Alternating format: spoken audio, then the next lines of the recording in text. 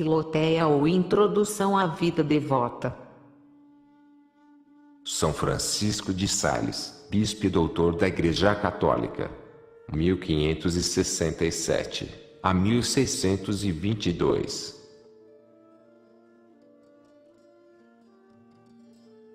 Quinta parte: avisos e exercícios necessários para renovar e conservar a alma na devoção.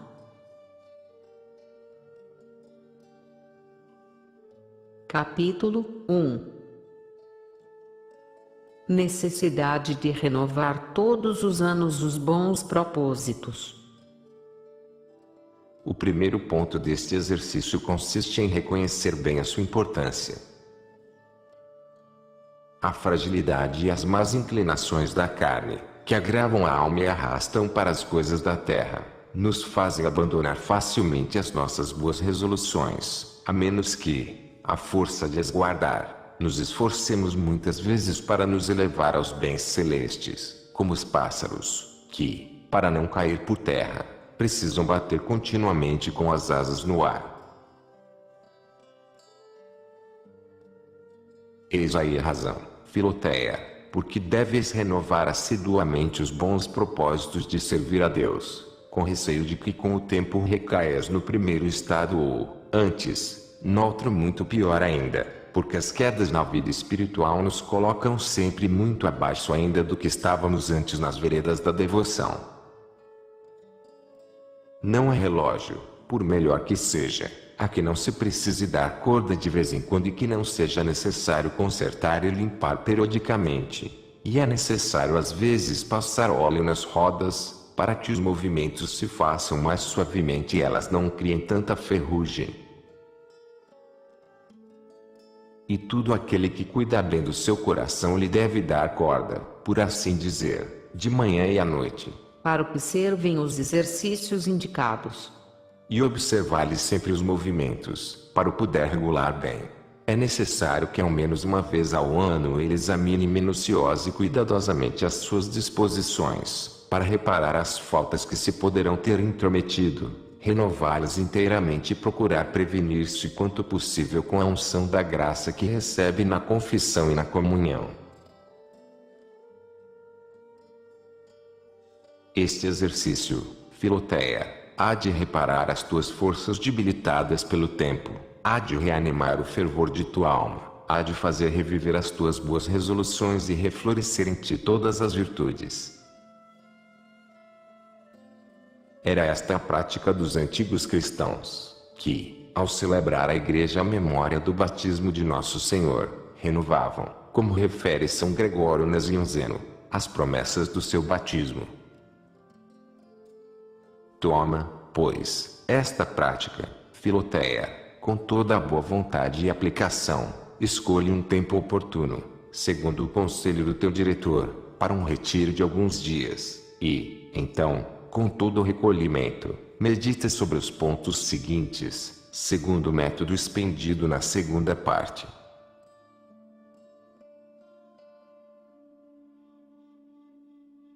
Capítulo 2. Consideração da bondade de Deus em nos chamar ao seu serviço, segundo as protestações feitas na primeira parte. Primeiro, considera os pontos dessa protestação. O primeiro é ter detestado, deixado e renunciado para sempre todo o pecado mortal.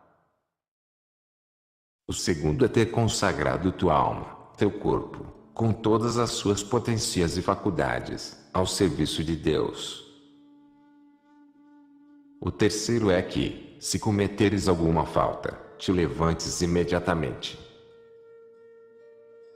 Não são estas resoluções louváveis, justas, generosas?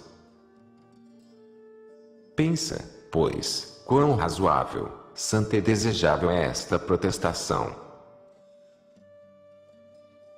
Segundo, considera a quem fizeste esta protestação, a Deus.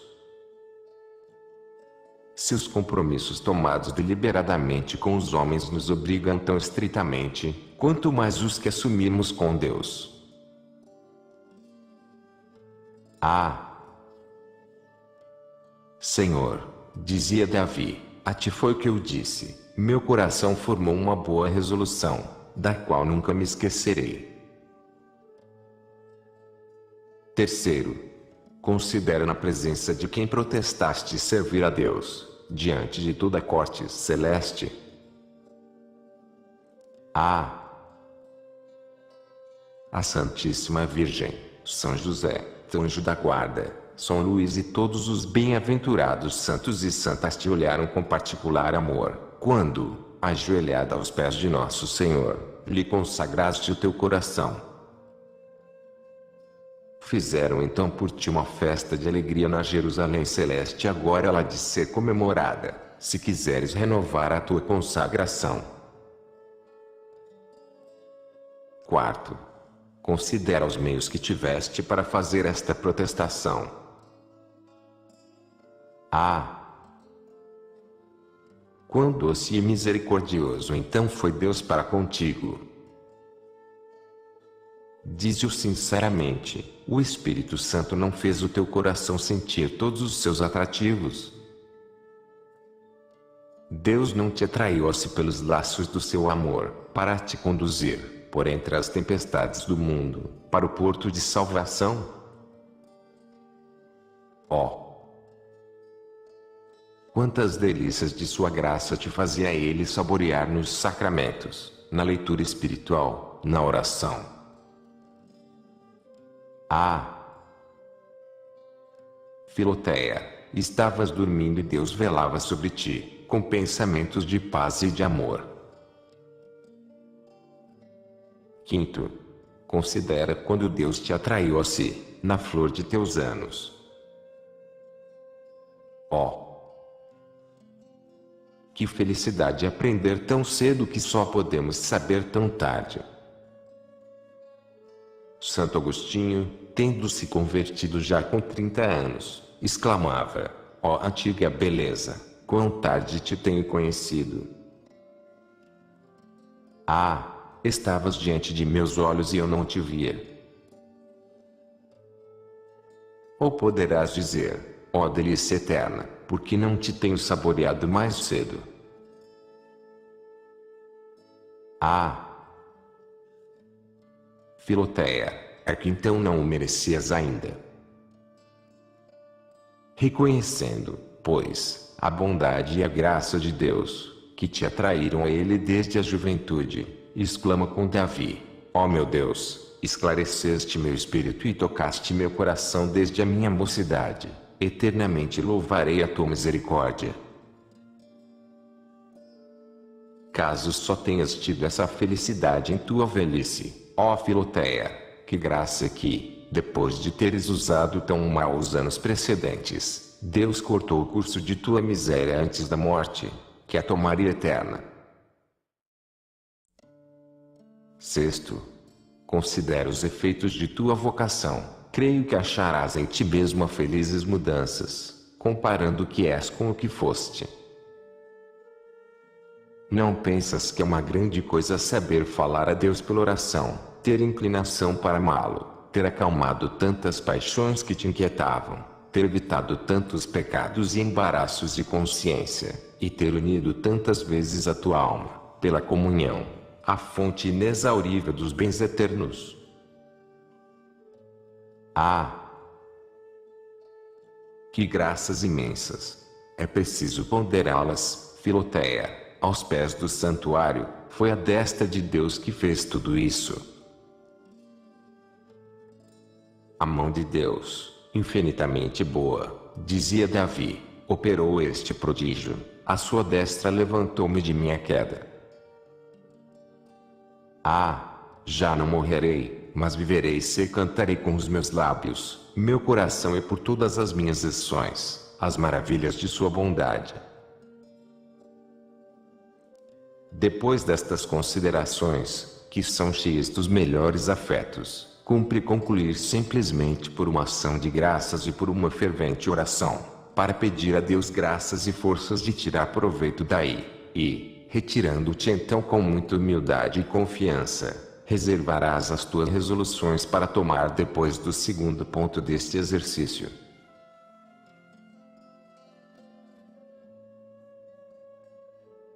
Capítulo 3. Exame da alma sobre o seu adiantamento na vida devota. O segundo ponto deste exercício é um tanto longo e por isso aconselho-te que o tomes por partes. Por exemplo, tomando de uma vez o que concerne com teu procedimento para com Deus, o que diz respeito a ti mesmo, para outra, depois o que toca ao próximo e enfim a consideração das paixões. Não é necessário estar de joelhos senão ao princípio, para te apresentares a Deus, e no fim, para fazer os afetos.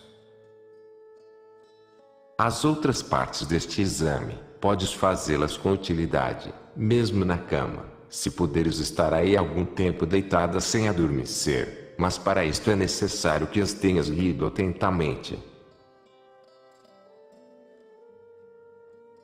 Cumpre que faças tudo o que concerne este segundo ponto em 3 dias e 2 noites no máximo, tomando cada dia e cada noite algumas horas para isto, conforme te for possível, pois, fazendo estes exercícios em ocasiões distantes uma da outra, eles já não farão as impressões que deverão produzir. Em cada uma das partes do exame hás de notar bem as tuas faltas, quer para as confessar, quer para pedir conselho, quer para formar sobre elas as tuas resoluções e fortificar o teu espírito. Conquanto não seja necessário que nestes e noutros dias te abstenhas de falar, como de costume, convém entretanto que te retires um pouco mais cedo à noite, para que assim possas repousar o corpo e o espírito, como é necessário a meditação. Durante o dia faze frequentes aspirações a Deus, a Nossa Senhora, aos anjos, a toda a Jerusalém celeste, mas diriges com o coração cheio de amor a Deus e de desejos de tua própria perfeição. Para começar, pois, este exame, primeiro, põe-te na presença de Deus.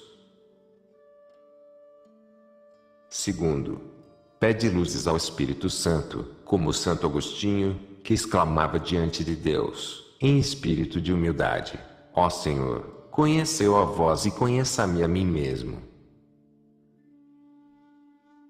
Dize com São Francisco: quem sois vós, meu Deus, e quem sou eu? Protesta que não queres conhecer o teu adiantamento para te regozijares em ti mesma, mas unicamente para te alegrares em Deus, glorificá-lo e agradecer-lhe. Protesta também que, se, como pensas, achares muito diminuto progresso ou até retrocesso, de nenhum modo te deixarás abater ou desanimar, mas que, ao contrário, procurarás te animar e melhorar, reparando as tuas faltas com a graça de Deus. Depois disso examina tranquilamente como tem sido a tua vida para com Deus, para com o próximo e para contigo mesma.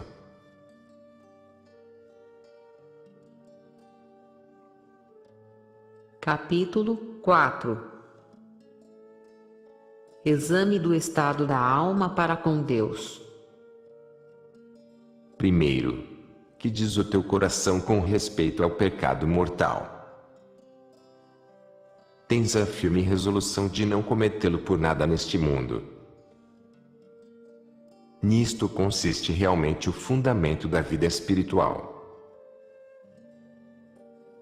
Segundo, que diz o teu coração relativamente aos mandamentos de Deus? Ele os acha bons, suaves e agradáveis.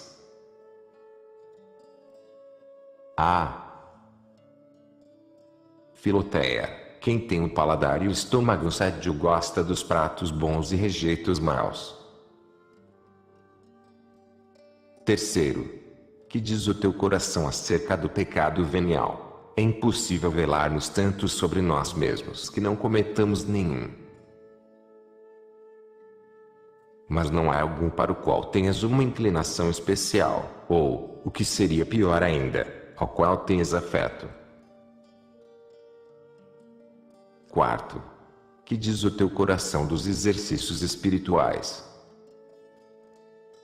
Gostas deles? Tu os estimas? Não te desagradam? Não sentes desgosto neles? A qual deles sentes mais ou menos afeto? Ouvir a palavra de Deus, ler e falar dela, meditá-la, servir-se dela em suas aspirações, confessar-se, pedir conselhos espirituais, preparar-se para a santa comunhão, comungar, moderar as suas inclinações, que há em tudo isso para o que sentes aversão. E, se achas alguma coisa que tenha menos atrativos para ti, examina de onde vem isso. Quinto, que diz o teu coração de Deus mesmo? Desagrada-te a lembrança de Deus? Ou achas consolo nisso?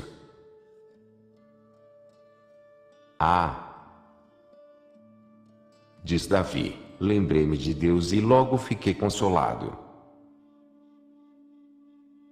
Sentes em teu coração uma facilidade de amá-lo e um gosto particular para saborear este amor?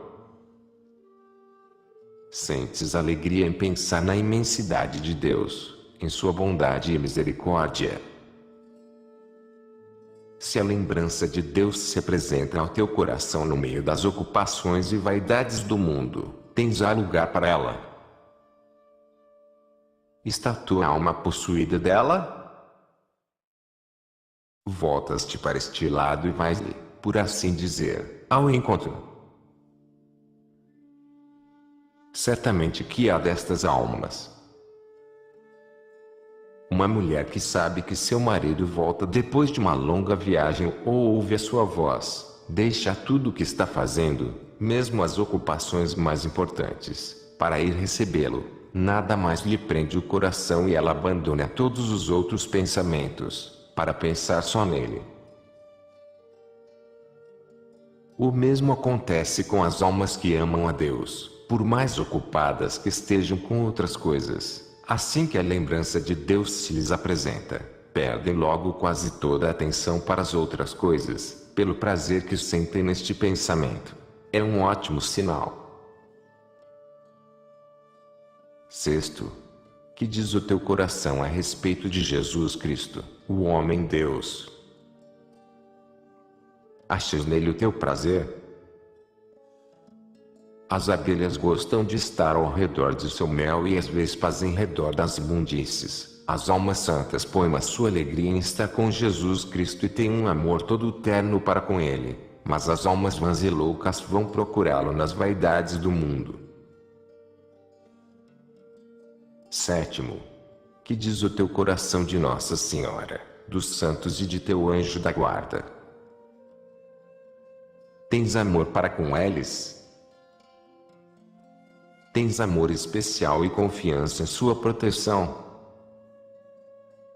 Gostas de suas imagens, de sua vida, de seus louvores? Oitavo, quanto à tua linguagem, como é que falas de Deus? Falas com gosto, segundo o teu estado e capacidade? Gostas de entoar os cânticos espirituais cheios de amor de Deus? Nono, quanto a tuas obras, pensas se tens tido zelo para a glória exterior de Deus e desejo de fazer alguma coisa para a sua honra? Os que amam a Deus estimam também o ornamento de sua casa. Podes dizer que tens renunciado a algum afeto ou alguma coisa por Deus. É um sinal seguro de amor privar-se de algum objeto de que se gosta, por amor do amado. Que tens, pois, deixado até agora por amor de Deus.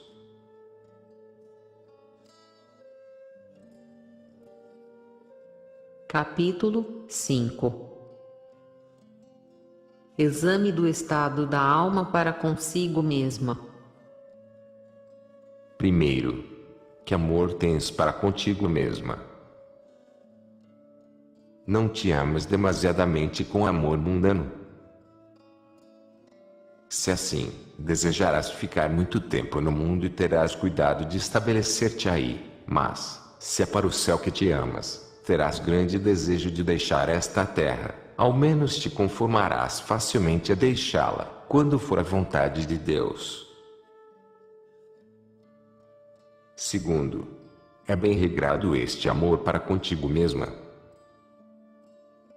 O amor desregrado é, pois, a nossa própria ruína.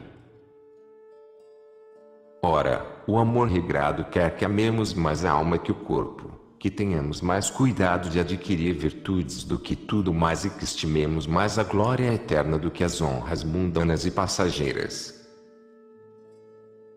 Um coração regrado diz muitas vezes a si mesmo: que dirão os anjos, se penso nisto ou naquilo?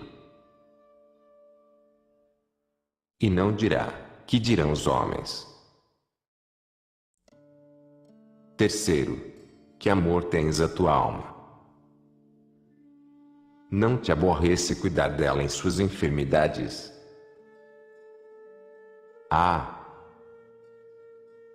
Deves de este cuidado, quando as paixões a atormentam. É preciso deixar tudo por isso e ainda por cima procurar a caridade de outros. Quarto, que pensas de ti mesmo perante Deus? Que és um nada, sem dúvida, mas não é grande humildade que uma mosca se tenha por nada ao pé de uma montanha, nem que uma gota de água se tenha por nada em comparação com o mar, nem que uma faísca ou centelha se julgue nada à vista do sol. A humildade consiste em não te preferires aos outros e em não quereres que os outros te deem essa preferência. Como estás neste ponto?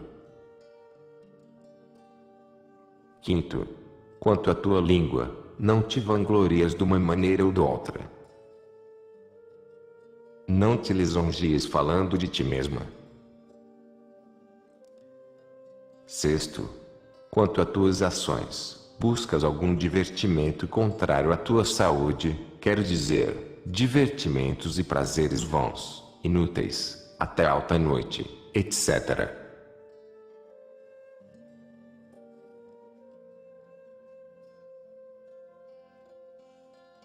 Capítulo 6.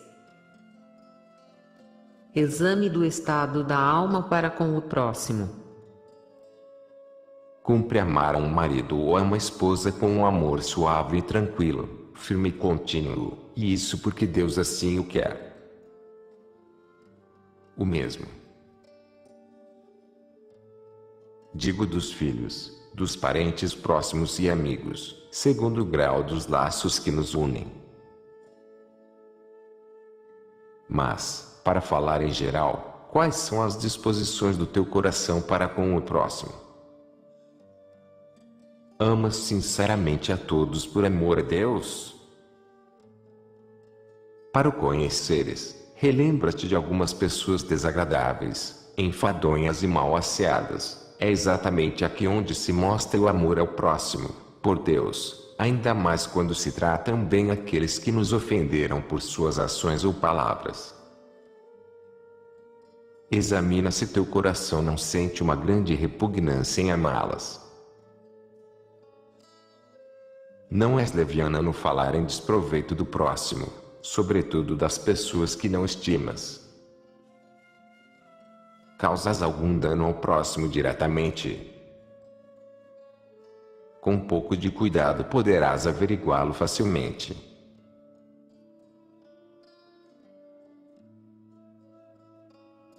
Capítulo 7. Exame sobre as paixões. Demorei-me mais nos pontos antecedentes, que servem para conhecer os progressos feitos na vida espiritual, porque o exame dos pecados tem em mira a confissão daqueles que não aspiram à perfeição. Entretanto, é bom deter-se em cada um desses pontos, considerando o estado da alma e as faltas maiores que se poderão ter cometido. Mas, para resumir tudo, limitemos este exercício ao exame das paixões e consideremos unicamente o que temos sido e como nos temos comportado quanto aos pontos seguintes: em nosso amor para com Deus, para com o próximo e para com nós mesmos, no ódio aos pecados, tanto aos nossos, como aos dos outros, porque tanto devemos desejar a sua correção como a nossa, em nossas ambições de riquezas, prazeres e honras, no temor dos perigos de pecar e de perder os bens desta vida, se tememos muito a uns e pouco aos outros, na esperança fundada, talvez muito, neste mundo e nas criaturas, e pouco em Deus e nas coisas eternas, na tristeza, se é demasiado e por coisas que não a merecem, na alegria, se é excessiva e por coisas indignas. Enfim, observemos que afetos embaraçam o nosso coração, que paixões o possuem e em que pontos principalmente ele se tem desregrado. Pelas paixões se conhece o estado da alma, porque, como o violinista toca todas as cordas para afinar as dissonantes, esticando mais umas e afrouxando outras, assim também se, depois de termos observado todas as nossas paixões, as achamos pouco conformes ao nosso desejo de glorificar a Deus, as poderemos ajustar com a graça divina e auxílio do diretor espiritual.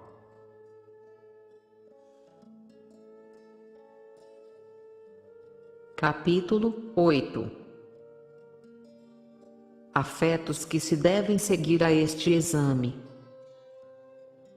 Depois de reconheceres o teu estado, excita em tua alma estes afetos. Se fizeste algum progresso, por pouco que seja, agradece a Deus e reconhece que o deves unicamente à sua misericórdia. Humilha-te diante de Deus, protestando que é por tua culpa que não tens adiantado mais, porque não correspondeste com fidelidade, ânimo e constância às suas inspirações, luzes e emoções, quer na oração quer fora dela. Promete-lhe louvar eternamente as graças pelas quais ele operou em ti essas melhoras.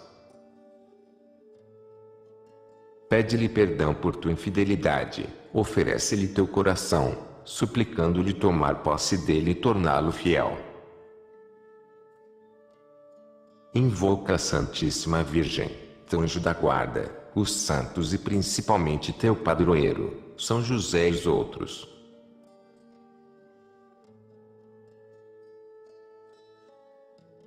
Capítulo 9.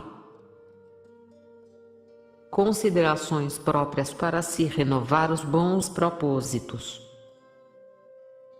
Depois de teres conferenciado com o teu diretor sobre as tuas faltas e os meios de remediá-las, toma cada dia uma das considerações seguintes para torná-las objeto de tuas orações, conforme o método de meditação expedido na primeira parte, quanto à preparação e afetos, pondo-te antes de tudo na presença de Deus e pedindo-lhe graça para te firmares sempre mais no amor a Ele e no seu serviço.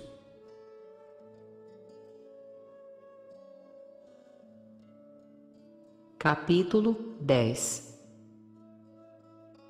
Primeira consideração: a excelência da nossa alma. Considera a nobreza e excelência de tua alma em vista do seu conhecimento deste mundo visível, dos anjos, de Deus, o Senhor soberano e infinitamente bom, da eternidade e em geral de tudo que é necessário para viveres neste mundo, para te associares aos anjos no paraíso e para gozares eternamente de Deus. Tua alma tem uma vontade capaz de amar a Deus e incapaz de odiá-lo nele mesmo. Vê quão nobre é teu coração, que, nada achando entre as criaturas que o possa saciar plenamente, só encontra o seu repouso em Deus.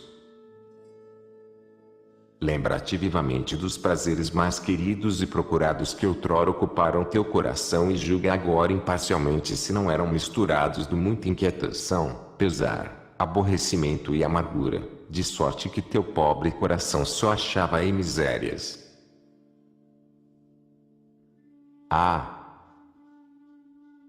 Com demasiada ânsia vai o nosso coração atrás dos bens criados, persuadido de adiar neles a satisfação dos seus desejos, mas assim que os saboreia, reconhece a impossibilidade. Deus não quer que ele ache repouso em parte alguma, como a pomba que saiu da arca de Noé, para que volte a seu Deus, de quem se tem afastado. Ó! Quão grande é a excelência do nosso coração! E por que o conservamos nós, contra a sua vontade, na escravidão das criaturas? Ó minha alma, deves dizer, tu podes perfeitamente conhecer e amar a Deus, para que te entretens com coisas tão baixas. Podes pretender a eternidade, e por que procuras bens passageiros? Foi esta a infelicidade do filho pródigo, tendo podido viver à mesa deliciosa de seu pai, viu-se forçado a comer o resto dos animais. Ó alma, tu és capaz de possuir a Deus, infeliz de ti, se te contentas com menos do que Deus. Eleva, pois, e anima a tua alma, que é eterna, a contemplar e aspirar a eternidade de que ela é digna.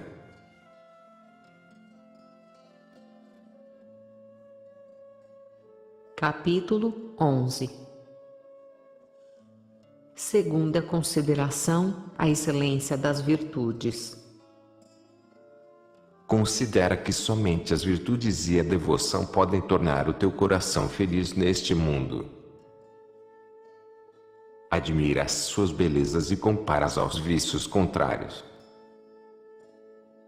Quanta suavidade na paciência, na humildade, em comparação com a vingança, a cólera e a tristeza, a ambição e a arrogância, na caridade, na sobriedade, em comparação com a avareza, a inveja e as desordens da intemperança.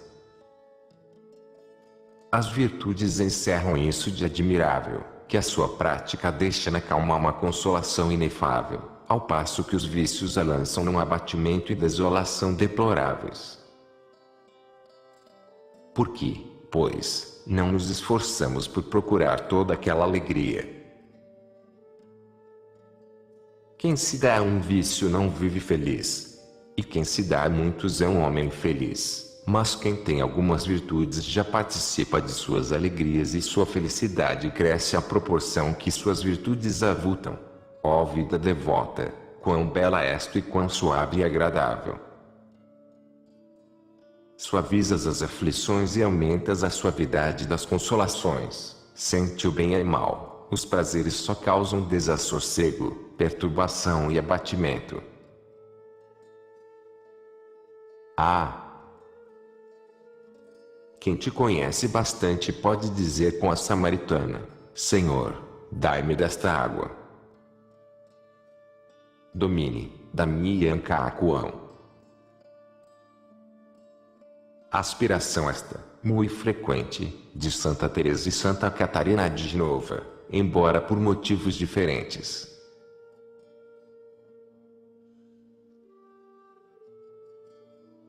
Capítulo 12. Terceira consideração, o exemplo dos santos. Considera os exemplos dos santos de todos os tempos, de ambos os sexos, de todos os estados. Que não fizeram eles para amar a Deus com devotamento completo. Considera os mártires inquebrantáveis em suas resoluções, quantos tormentos preferiram eles sofrer a transigir num só ponto. Olha para essas pessoas tão belas e florentes, ornamentos do sexo devoto, mais cândidas que o lírio, por sua pureza, e mais rubicundas que a rosa, por sua caridade.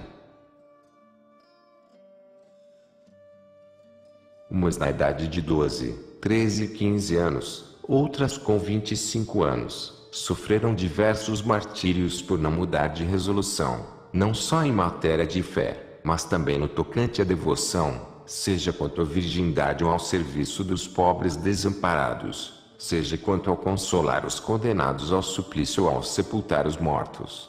Ó meu Deus, que constância mostrou esse sexo fraco em ocasiões semelhantes! Considera os milhares de santos confessores, com que força de espírito desprezaram o mundo.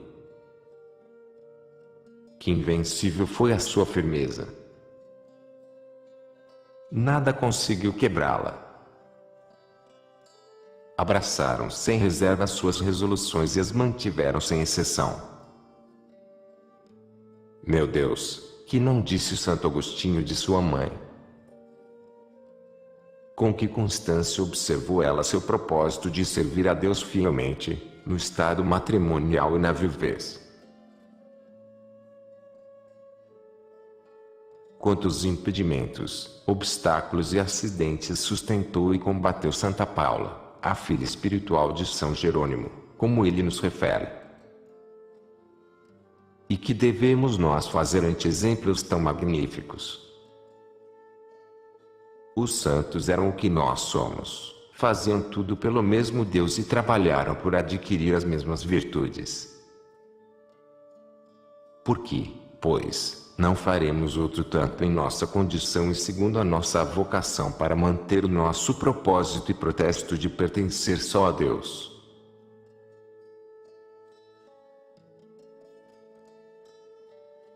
Capítulo 13. Quarta consideração: o amor de Jesus Cristo por nós. Considero o amor com o qual Jesus Cristo tanto sofreu neste mundo, principalmente no Jardim das Oliveiras e no Calvário. Esse amor tinha nós em mim e nos impetrava do Pai Eterno, por tantos sofrimentos e trabalhos, as boas resoluções e protestos que fizemos de coração e as graças necessárias para as nutrir, fortificar e realizar. Ó santas resoluções, quão preciosas sois, sendo fruto da paixão de nosso Senhor. Ó, quanto minha alma vos deve apreciar, pois que tanto custastes a Jesus. Ó Senhor de minha alma, vós morrestes para me conceder a graça de fazê-as. Dai-me, pois, a graça de antes morrer do que perdê-las. Pondera bem, Filoteia, é certo que o coração de nosso Jesus pregado na cruz estava considerando o teu, que ele amava e para o qual impetrava por este seu amor todos os bens que tens recebido e receberás no futuro.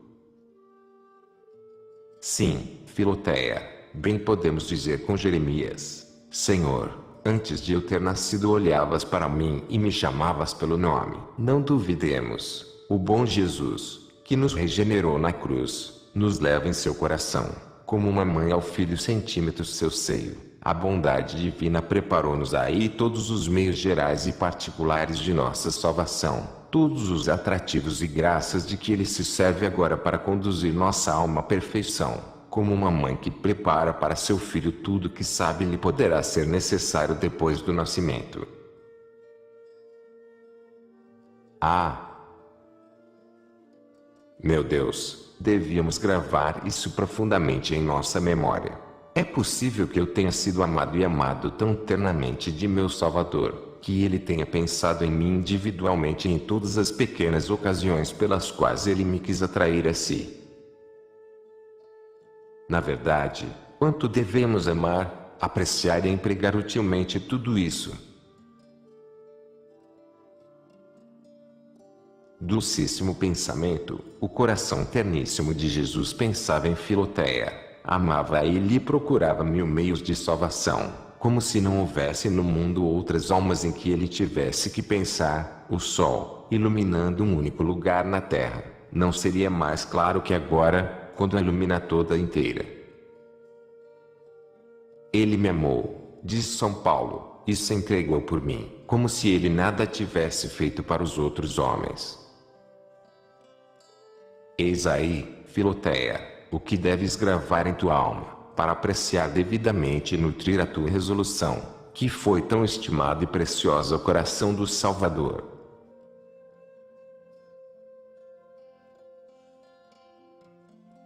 Capítulo 14. Quinta consideração: o amor eterno de Deus por nós. Considero o amor eterno que Deus tem tido por nós. Antes da encarnação e da morte de Jesus Cristo, a majestade divina te amava infinitamente e te predestinava para o seu amor. Mas quando é que ele começou a te amar? Começou a fazê-lo quando começou a ser Deus. E quando começou a ser Deus?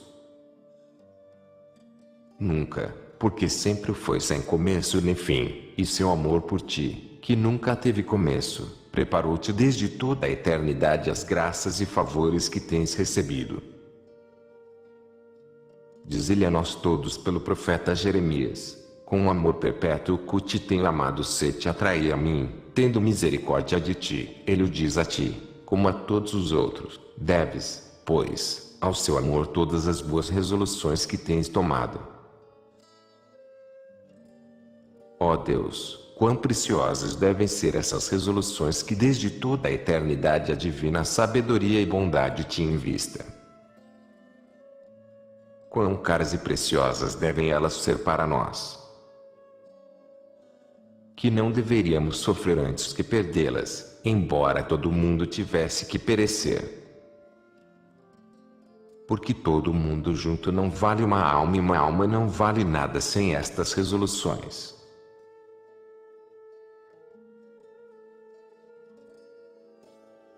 Capítulo 15. Afetos gerais sobre as considerações precedentes, para concluir este exercício. Ó santas resoluções, contemple-vos como a santa árvore de vida que Deus plantou no meio de meu coração e que nosso Senhor veio regar com o seu sangue, para que produza frutos abundantes. Antes 1000 mortes do que permitir que arranquem de meu coração. Não, nem as vaidades, nem as delícias da vida, nem as riquezas, nem as aflições me obrigarão a mudar de intenções. Ah! Senhor, é a vossa bondade paternal que acolheu meu coração, por pior que seja, para trazer frutos dignos de vós, a quem eu devo tudo isso. Quantas almas não tiveram esta felicidade? Quando, pois, poderei me humilhar bastante perante vossa misericórdia? Ó resoluções deliciosas e santas, se eu vos conservo, vós me conservareis a mim. Se vós viveis em minha alma viverá em vós.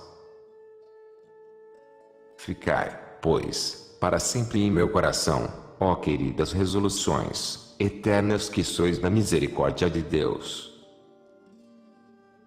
Estai e viveis sempre em mim, que jamais vos abandonarei.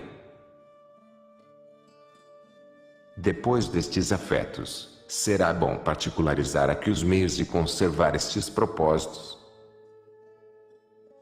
São principalmente o uso frequente dos sacramentos, as boas obras, o cuidado de corrigir as faltas que reconhecemos ter cometido, a fuga das ocasiões más e a fidelidade em seguir os conselhos que nos derem. Enfim, protesta vivamente milhares de vezes que has de perseverar nestas resoluções, como se tivesses o coração nas mãos, oferece-o a Deus, consagrando e santificando-lhe inteiramente, dizendo que o pões nas suas mãos, que jamais quererás retomá-lo, mas, sim, que queres fazer sempre e em toda parte a sua santa vontade. Pede a Deus que te renove inteiramente, que te abençoe e conserve assim pelo poder de seu Espírito. Invoca a Santíssima Virgem, Anjo da Guarda, os santos, São Luís e outros. Nestas santas disposições, com o coração comovido pela graça, ajoelha-te aos pés de teu diretor espiritual, acusa-lhe numa confissão geral as faltas principais que notaste e, tendo pronunciado diante dele e assinado a protestação que tens feito, recebe a absolvição com esses mesmos sentimentos. Enfim, une o teu coração, assim renovado, a seu princípio e a seu Salvador pela recepção do sacramento da Eucaristia.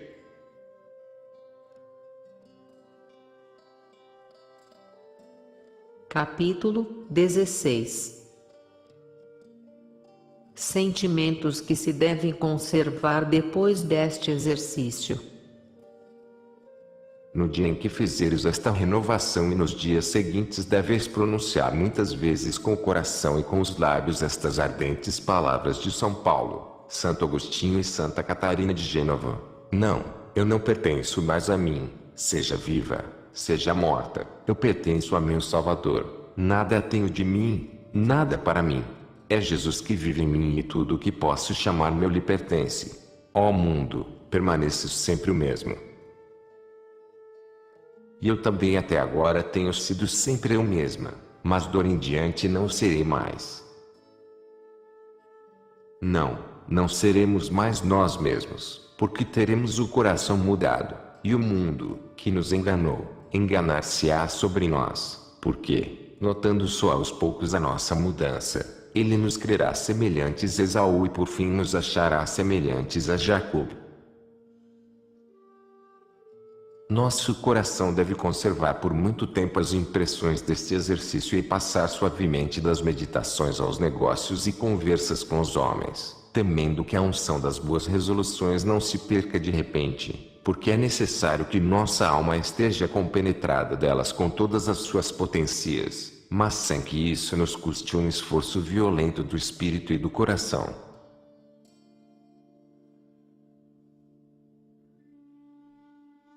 Capítulo 17. Resposta a duas objeções possíveis contra esta introdução. Dir-te-á ao mundo, Filoteia, que estes conselhos e exercícios são tantos que quem os quisesse observar não poderia dar atenção a outra coisa.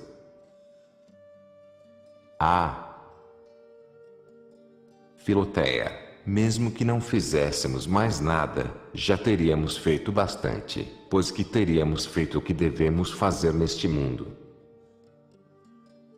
Mas não estás vendo o ardil do inimigo? É verdade que, se nos dedicássemos todos os dias a estes exercícios, eles nos ocupariam todo o tempo. Mas Deus não os exige senão em certos tempos e em certas ocasiões. Quantas leis civis há no digesto e no código que se tem que observar, mas não todos os dias e sempre. Demais, Davi, embora fosse rei e se ocupasse ele negócios de alta importância, dava-se a muito mais exercícios do que os indicados. São Luís, tão grande monarca na guerra e na paz e tão empenhado em administrar a justiça e manejar os negócios do reino, ouvia todos os dias 2 missas, recitava as vésperas e completas com o seu capelão, fazia a sua meditação, visitava os hospitais, confessava-se todas as sextas-feiras e trazia um cilício. Muitas vezes ele assistia aos sermões, além de muito frequentes conferências espirituais, e com tudo isso nunca faltou ele com a necessária aplicação e exatidão a um só negócio do bem público e sua corte era muito mais bela e florescente do que no tempo de seus antecessores. Pratica, pois, animosamente estes exercícios assim como os deixei apontados e Deus te dará tempo e forças bastantes para os teus negócios, mesmo que fosse necessário fazer parar o sol, como aconteceu a Josué. Sempre fazemos muito, quando Deus trabalha conosco. O mundo dirá que eu pressuponho aqui que Filoteia tem o dom da oração mental e, como nem todos o possuem, esta introdução não poderá servir para todos. Confesso que eu pressupus que nem todos o têm.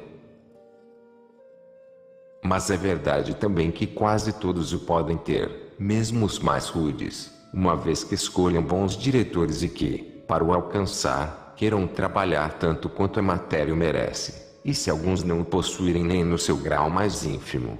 O que, penso, será muito raro. Um sábio diretor suprirá facilmente esta falta, mandando-lhes ler com atenção estas considerações e meditações.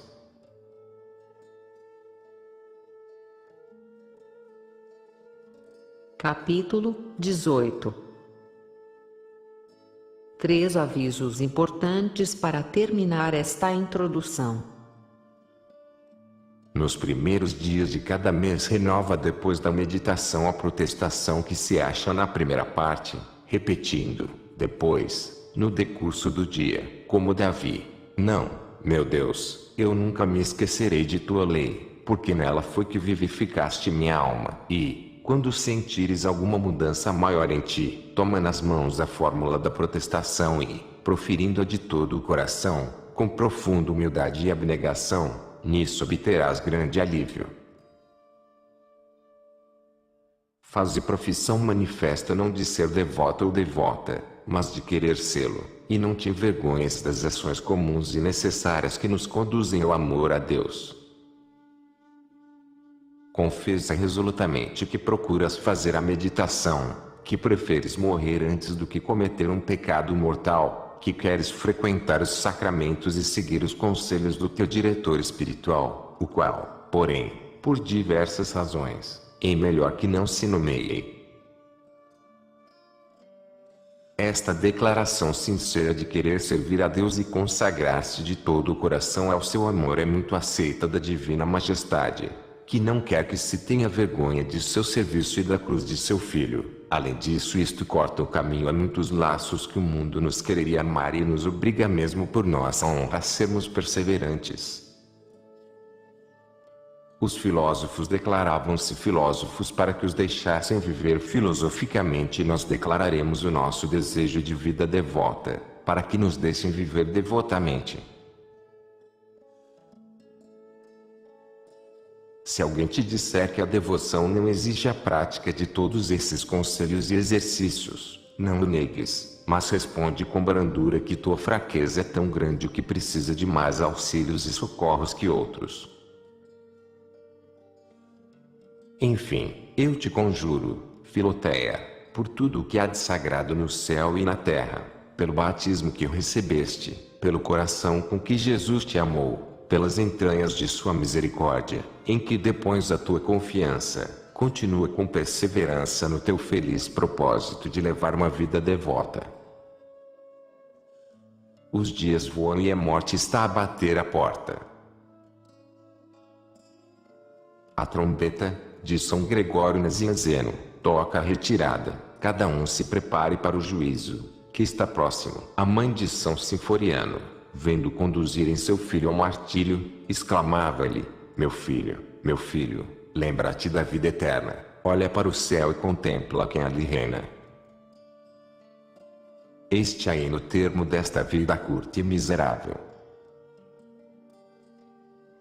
Eu também te digo, Filoteia, olha para o céu e não queiras trocar pela terra, olha para o inferno e não te lances aí por um prazer momentâneo. Olha para Jesus Cristo e não renuncies pelo mundo. E, quando a prática das virtudes te parecer árdua, canta com São Francisco: é tão grande o bem que espero, que a dor com prazer tolero. Viva Jesus! Ao qual com o Pai e o Espírito Santo sejam dadas honra e glória, agora e sempre, por todos os séculos dos séculos. Assim seja.